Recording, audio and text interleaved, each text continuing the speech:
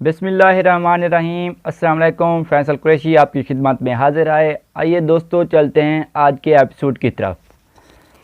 शहर में तालीम हासिल करने के दौरान ही मेरे बड़े भाई की सोच में तब्दीली आना शुरू हो गई।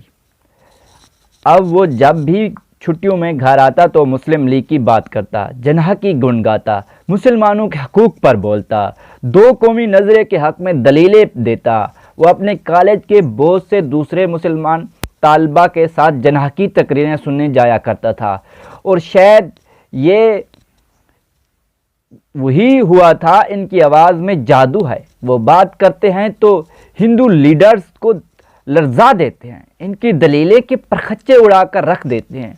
आप लोग तो घरों के अंदर रहते हैं, आपको क्या पता शहरों में अंग्रेज़ और हिंदू मुसलमानों के साथ क्या कर रहे हैं। आज हिंदू अंग्रेज़ के पालतू कुत्ते का काम कर रहे हैं। अंग्रेज़ों के जाने के बाद हिंदू अंग्रेज़ों की जगह ले लेगा और मुसलमान हिंदू की, और कम अज़ कम मैं तो किसी पालतू कुत्ते का किरदार अदा करने को तैयार नहीं। मेरा बड़ा भाई मुजफ्फर चूल्हे के पास चौकी पर बैठकर रोटी खाता और साथ बोलता जाता। मेरी तीनों बहनें में और माँ इसके गिर्द बैठे उसे मरऊब अंदाज में देखते रहते। मेरी बड़ी बहन शकीला उसे पूरा वक्त पंखा झलती रहती। माँ गरम गरम रोटियां इसके सामने उतार कर रखती जाती। मंचली बहन सुगरा सालन कम होते ही कटोरा भर देती। छोटी बहन मुसलसल पानी का गिलास देखती रहती कि वो खाली हुआ तो उसे बर्क रफ्तारी से भरे, और मैं सिर्फ इसकी बातें, इसकी आवाज़ का उतार चढ़ाव, इसके चेहरे का बदलता हुआ रंग देखता रहता। जनाह कौन था? मुस्लिम लीग क्या काम कर रही थी? दो कौमी नजरिया क्या था? और पाकिस्तान क्या था? ये हम सब ने मुजफ्फर से जाना था। वो हर बार नित नई खबरों के साथ वापस आता। हर बार इसकी आवाज में पहले से ज्यादा जोश होता।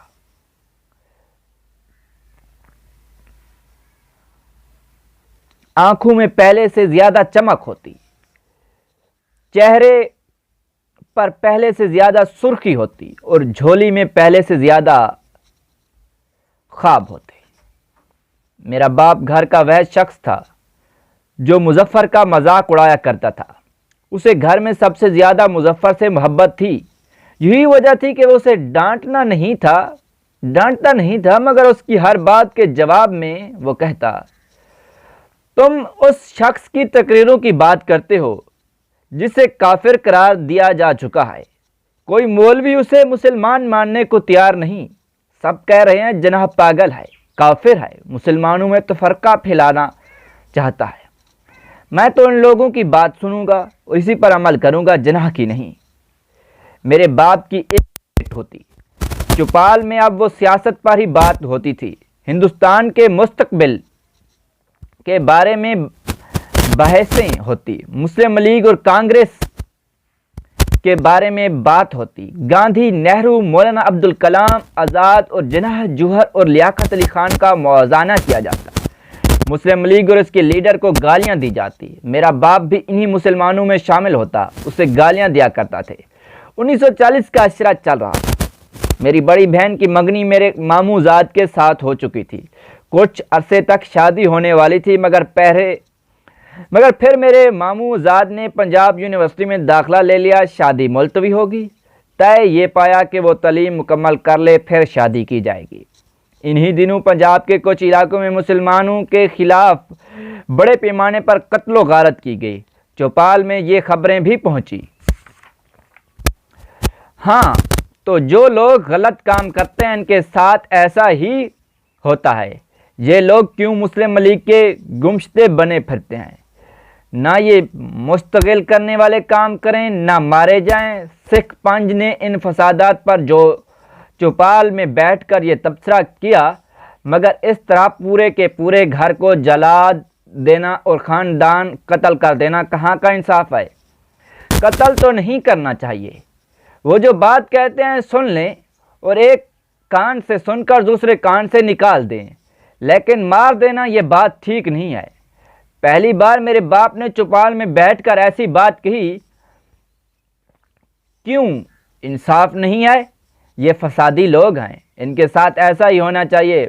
बटोरा करना चाहते हैं, ये घर में दीवार उठाना देना चाहते हैं। ठीक क्या अगर ऐसा को मारा?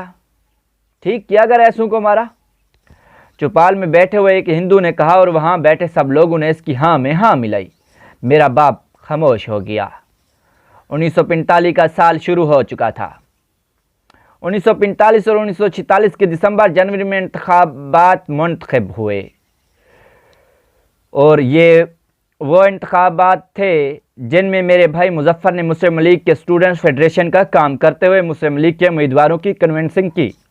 तो अपने इलाके से इंतखाब लड़ने वाले मुस्लिम के उम्मीदवारों के लिए इलाके के तमाम मुसलमानों के घर जाता रहा और वहाँ के हिंदुओं और सिखों की नज़रों में आ गया। चौपाल में पहली बार मेरे भाई की उसके बेटे की सरगर्मियों पर सरजनिश की गई। मेरा बाप खामोश रहा। वो क्या कह सकता था? इल्ज़ामात सच थे।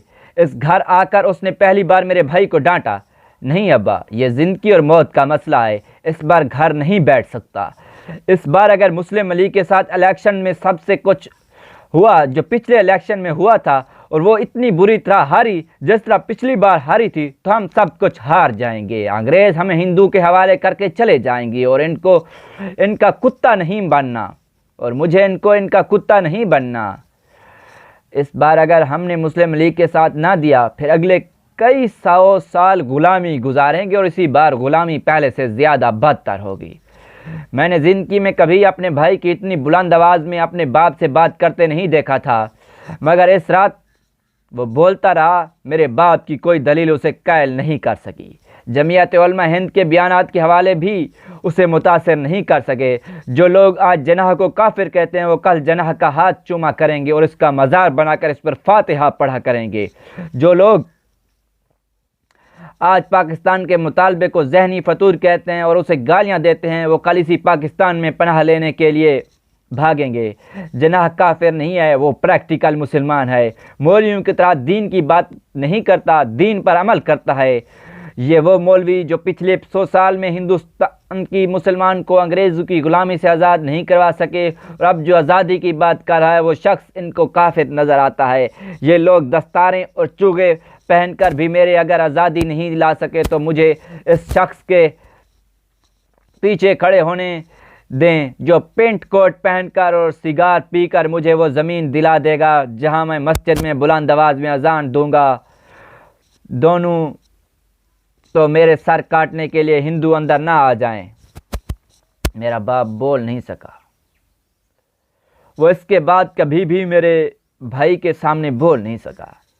मुस्लिम लीग ने 1945 और 1946 के इंतखाबात में हैरत अंगेज़ कामयाबी हासिल की और वो मुसलमानों की तकरीबन तमाम सीटें जीत गई। जी दोस्तों, आज का एपिसोड हम यहाँ पर अख्ताम करते हैं। उम्मीद करते हैं कि ये एपिसोड आपको पसंद आया होगा। अल्लाह ताला आप सबको दुनिया और आखिरत की तमाम खुशियाँ नसीब फरमाए। अल्लाह ताला आप सब पर करम फरमाए, फजल फरमाए। अल्लाह ताला आप सबको अपनी रहमतों के साए में रखे। बहुत सारी दुआओं के साथ मोहम्मद फैसल को दीजिए इजाज़त। अपना बहुत सारा ख्याल रखेगा, दुआओं में याद रखेगा। अल्लाह हाफिज़।